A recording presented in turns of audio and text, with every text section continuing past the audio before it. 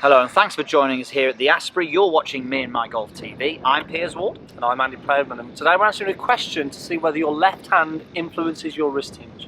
Let's take charge of your game.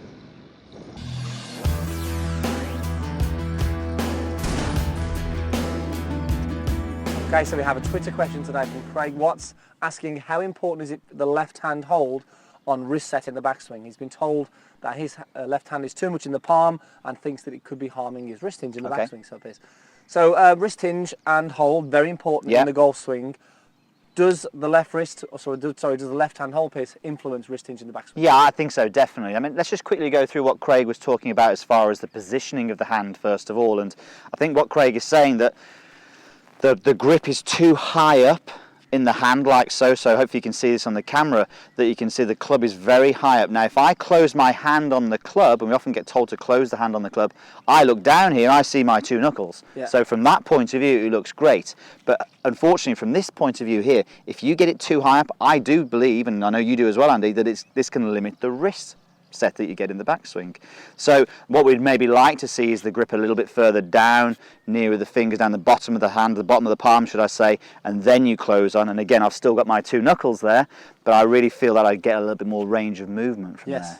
So this is what we're going to do. Guys, press the pause button, go and get a golf club.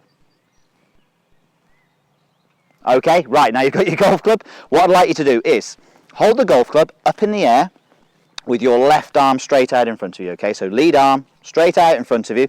Now your job, left-handed only, is to get the golf club and create that wrist hinge without letting the arm bend, and hopefully with no real pressure on that left wrist. Now, do this several times and I want you to tell me, can you do that comfortably? Can you get this 90-degree angle?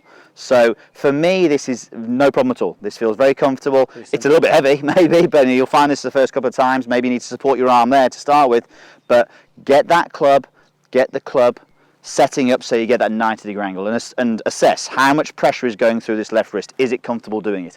You'll also notice that the club, as I'm doing it, it's not manipulating, it's not turning, it's not twisting.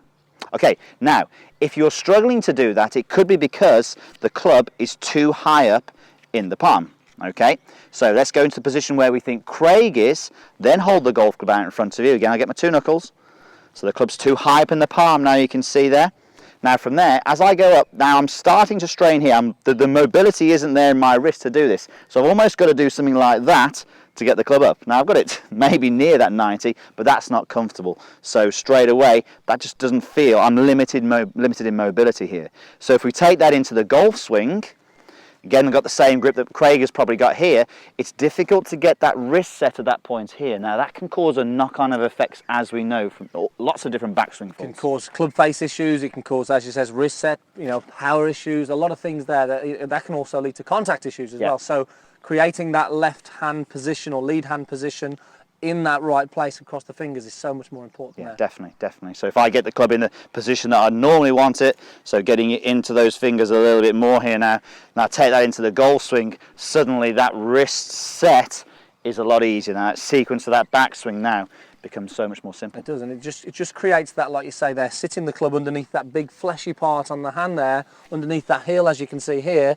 The majority of the top of Pierce's hand there is on top of the club, and that just allows that wrist set to work a lot easier. And just creates some freedom now, and you can start to feel the weight of the golf club, Pierce, which is pretty important as well. Yeah, definitely. Got to feel that club, definitely. Good. So, answer to your question there, Craig, yes, it does influence it. So, hopefully you've just had a go at that anyway, doing that drill. Of course and if you can position it more across, as you said there, the base of those fingers, you'll start to see how that wrist set will start to free up and create all sorts of good things going on. And I think even if you've got the good grip, that's a great drill to do anyway. Just actually standing there and doing this sort of kick starts the wrist and gets to the feeling of what you want to then take. And so some of you may think you've got a good grip because you can see your two knuckles, as you mentioned there, Pierce. But more importantly is the position in that hand. I think so. Yeah. That is more important for us, and that has the biggest effect on the golf swing. Yeah, definitely.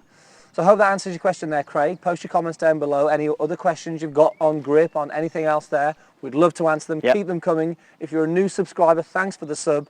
Get active with us. We'd love to help you game this year. Thanks, guys, and we'll see you soon on Meandmygolf TV.